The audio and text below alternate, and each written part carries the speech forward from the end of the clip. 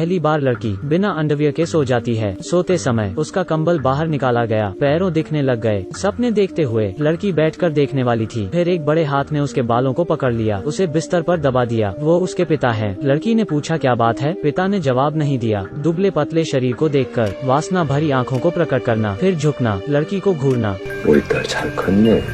बेचारी लड़की डरी हुई है, शरीर थोड़ा कांपता है। पिता धीरे धीरे उसके बालों को छोड़ दिया, फिर उसके चेहरे को छुआ। उसकी आंखों से आंसू निकल जाते हैं। बस जब लड़की को लगा कि कुछ हो जाएगा, उसके पिता आराम से चले गए। उसे अकेला रहने दो, यहाँ अकेले रहना। वो एक शब्द नहीं कह सकी। अगली सुबह जब माँ खाना बना रही थी, लड़की बगल में बैठी है। उसे ताजुब हुआ, क्या माँ को बताना चाहिए? उसकी बहन नीचे चली गई। छोटा भाई भी मेज के पास पहुँचा। लड़की के पिता खुशी से बैठ गया, मानो कल रात कुछ नहीं हुआ। लड़की को याद है कल रात पिताजी की नजर डरावनी थी, लेकिन अब वह है साधारण। लड़की उठी और चली गई। पूरे परिवार ने एक दूसरे को हैरानी से देखा। माँ सूप का बर्तन ले गई, मेज पर फेंक दिया, उन सभी को भ्रमित कर दिया। माँ को दौरा पड़ा था, लेकिन उसने खाना बड़े चाव से खाया, मानो उसने बहुत दिनों से कुछ नहीं खाया हो। लेकिन ये अजीब हरकत परिवार को सबको डरा दिया। छोटा भाई खाना बाहर थूकता है और कहता है, इतना नमकीन। माँ हाथ से भोजन की थाली में मुंह में भरकर पागलों की तरह। इस परिवार के साथ क्या होता है? इस फ्लैट में जाने के बाद से यह पूरा परिवार राक्षसी होता जा रहा है। बगीचे में रहना, पड़ोसी के घर अजीबो गरीब मूर्तियां हैं। अगली सुबह वे त्वचाहीन जानवरों से डर गए। अंत में पिता आधी रात को घर के चक्कर लगाते हैं। माँ का अजीब व्यवहार है, बदसूरत तरीके से खाती है। वो अपने बेटे को खाना देती है, उसने खाने से इनकार कर दिया। पिता को देख उसने कहा, खाना नहीं चाहता तो मत खाओ। महिला की आंखें बेहद ठंडी हो गयीं। उसने खाना टेबल पर से फेंक दिया। कुछ बोला। बच्चे इतने डरे हुए थे कि कांपने लगे। औरत और भी पागल हो गई थी। पागल इशारा। वह चिल्लाई।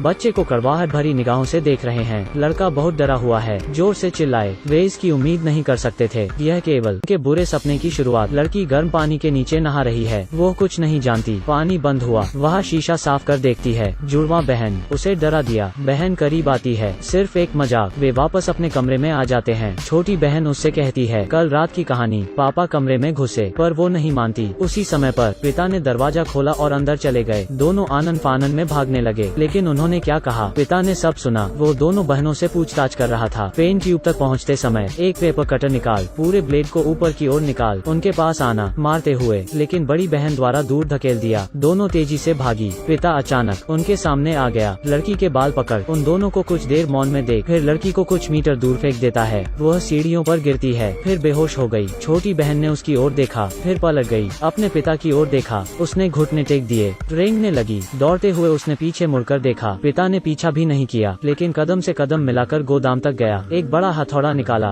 बाहर चला गया। उसी समय में लड़की जाग गई। उसने अपने पिता और बहन को नहीं देखा। वो खोजने लगी। अचानक से वो अपने पीछे किसी को महसूस करती है। वो धीरे से मुड़ी। पिता ने हथौड़ा उठाया और जोर से मारा। बहन की तेज आवाज ने बड़ी बहन को बचा लिया। उसने पेन उठाया, पिता को मारा, लेकिन उसे जरा भी चोट नहीं आई। पिता ने हाथ उठाया, हथौड़ा दरवाजे से टकराया। उसने बाहर निकाला और रुक गया। फिर नीचे एक आवाज है, पिता की आवाज के समान। असली पिता वापस आ गया है। इस आदमी ने हथौड़ा नीचे फेंक दिया। उसके कमरे में आया एक आदमी उसके जैसा, घबराए हुए चेहरे के साथ नीचे से ऊपर की ओर चलना। अपनी दो बेटियों को देखकर वहाँ छिपकर कांप रही है। उसने हथौड़े पर कदम रखा। कमरे के दरवाजे को बड़े छेद से देखा तो उसने कहा, क्या तुम दोनों लड़ रहे हो? उन दोनों ने अपने पिता के किसी भी सवाल का जवाब देने की हिम्मत नहीं की। उसी समय फिर भाई बाहर आ गया। बहनों ने लड़के को भागने को कहा। उसी समय एक महिला का हाथ दिखाई दिया। हथौड़ा उठा लिया। लड़के द्वारा देखा जा रहा है। आदमी पीछे मुड़ा। अपनी पत्नी को थोड़ा अजीब देखकर महिला ने कुछ नहीं कहा। धीरे धीरे आगे बढ़ी, सिर उठाया, एक नीचे मारा, दूसरा, तीसरा, सभी विफल। पूरा परिवार डरा हुआ है। पत्नी मुड़ी, जुड़वा बहनों को देख हथौड़ा उठाया, फिर मारने लगी।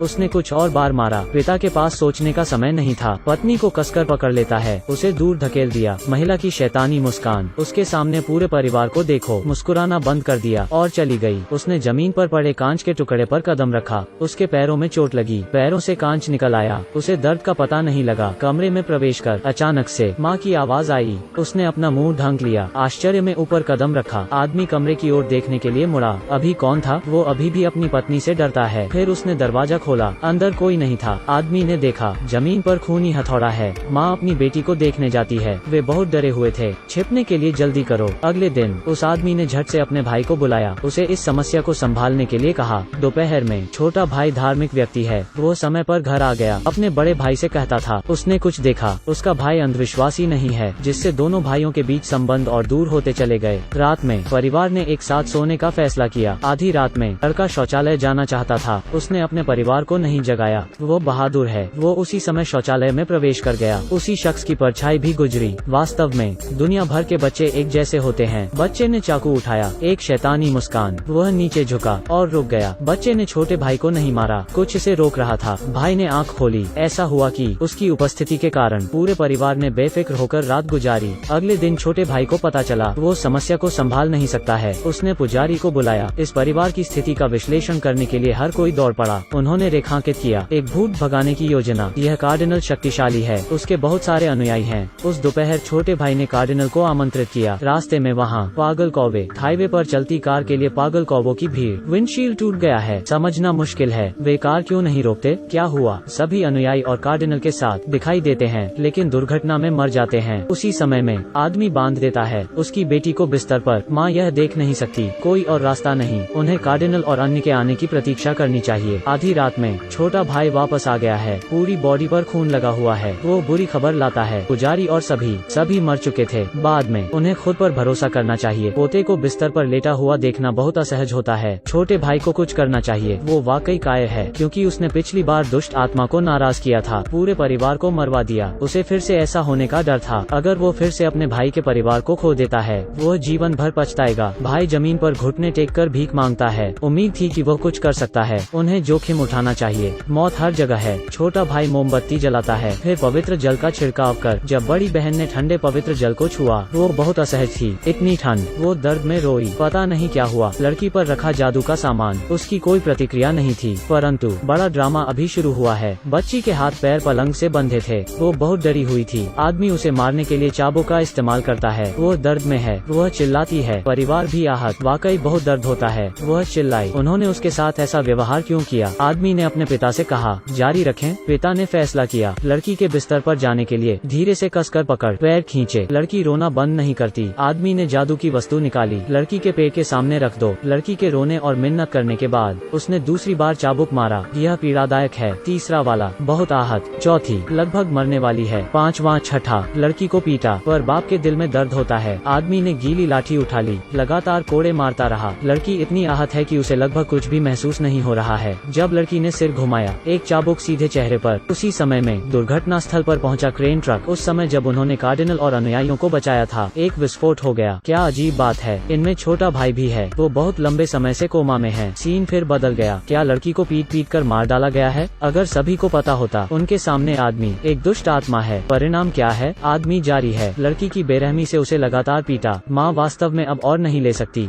यह किस तरह का भूत प्रेत है? जाहिर है हत्या। उसने अपने भाई को रोकने के लिए जल्दबाजी की, फिर अपने पति की ओर देखा और कहा हम हार गए हैं, बस मेरे परिवार को मरने दो। परंतु बाप भी बहुत कंफ्यूज है। पूरा परिवार बहुत डरा हुआ था। दोनों डरते हैं और सहन नहीं कर सकते। आदमी ने अपनी पत्नी को दूर धकेल दिया। अपने भाई से कहा कि मारते रहो। अचानक एक आवाज आदमी के कान में आई।